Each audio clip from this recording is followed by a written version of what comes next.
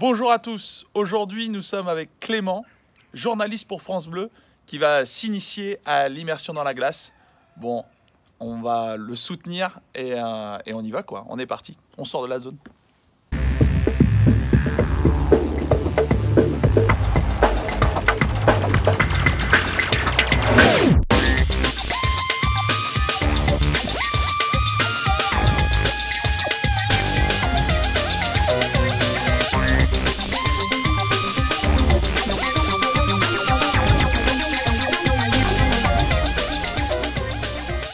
Tu t'apprêtes à rentrer dans l'eau glacée à 3 degrés, comme on l'a vu tout à l'heure au thermomètre.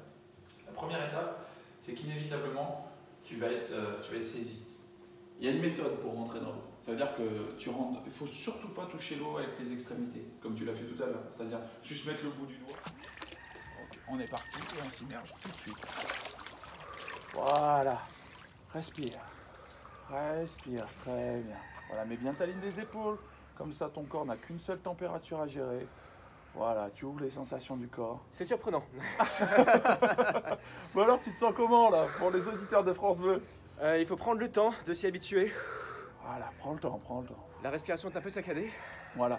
C'est là qu'on voit la différence entre un sujet qui n'est pas entraîné et moi qui me suis déjà un petit peu entraîné. Ça veut dire que moi, je peux vous parler tranquillement, sereinement, mais ce qui n'est pas toujours le cas tout de suite. Pour le tronc, c'est agréable. Par contre, les membres du corps sont très Exactement. sollicités. Voilà. Ça va être les extrémités pour lesquelles au début ça va être le moins facile. Donc en règle générale, comme vous avez beaucoup de capteurs sensoriels au niveau des mains, c'est les mains pour lesquelles c'est le moins confortable. Mais avec le temps, on arrive même à faire du mouvement. Alors là, aujourd'hui, ouais. je te déconseille Je de vais te pas mettre en bouger. mouvement. Je n'ai pas bougé, non. Tu vas rester statique parce qu'en fait, ta thermorégulation est en train de se réaliser. D'ailleurs, on voit que tu rougis un petit peu et Exactement. c'est un très bon signe. C'est au niveau du ventre où c'est le plus particulier. Exactement, parce qu'en fait tout ton sang va rentrer au niveau central.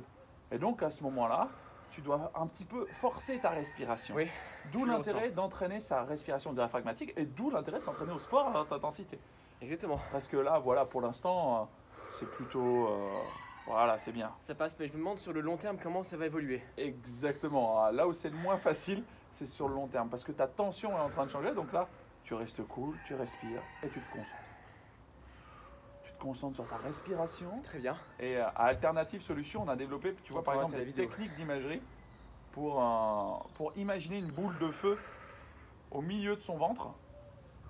Et les moines tibétains qui font l'épreuve de Tummo, qui font des tapas, eh bien, ils imaginent cette chose-là. Voilà, c'est bien. Super. Et tu vois, là, tu tournes, tranquille. Voilà, t'es très très bien, super. C'est vraiment très particulier. On sent que le corps se rigidifie. C'est ça. Super. C'est pas désagréable en soi, mais on sent que Ça le travaille, corps en général est très sollicité. Voilà, ça travaille beaucoup. C'est parce qu'il n'a pas l'habitude encore. C'est la première fois que tu le fais, c'est normal. Avec le temps, tu vois, on arrive à rester. D'ailleurs, tu dois voir la différence parce que moi, je suis plutôt zen. Mais quand j'ai commencé, j'ai une vidéo de mes débuts. Je suis comme toi, hein, c'est le même J'imagine. principe. Donc voilà. Est-ce qu'il est conseillé de rire dans ce moment-là? Oui, tu peux rigoler. En fait, il faut s'ouvrir à la sensation. Si tu luttes contre le froid sera toujours plus fort que toi. L'idée, c'est de se dire, ok, je vais me laisser traverser par le froid. Je vais même aller plus loin. Je vais m'imaginer devenir le froid pour que ma neurophysiologie s'adapte. Et c'est au fur et à mesure des sollicitations qu'en fait ça devient plus confortable. Les premières fois, c'est normal. C'est le fait d'y revenir une fois, 2 fois, 3 fois. Mais c'est comme apprendre à jouer au football. On n'est pas tous Neymar au bout de 2 entraînements.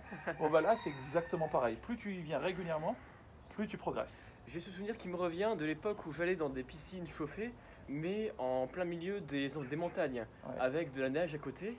Et donc on allait dans la neige pour se mettre vraiment quelques secondes à l'intérieur et ensuite on revenait dans l'eau chaude et c'était très agréable. Mais là c'est très différent d'être dans une eau qui est beaucoup plus froide. Ouais, là elle est froide. Là, elle est froide. Ouais. Alors tu vois, dès que bon, tu peux rester comme tu veux, hein, ça fait quelques minutes que je vais peut-être m'arrêter au bout d'une minute, je pense. Voilà, mais c'est déjà super. Début, ça fait déjà plusieurs minutes pour une première fois. C'est un bon début, voilà.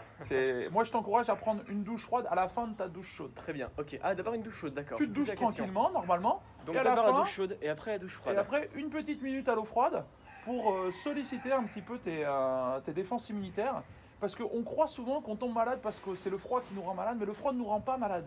C'est parce qu'on se couvre trop en permanence qu'après on est tout le temps attaqué par des virus, par des bactéries, et que nos défenses immunitaires, c'est un peu comme une équipe de pompiers qu'on a dans notre corps, mais qui ne sont pas entraînés. Donc là, a priori, en sortant, je ne serai pas malade.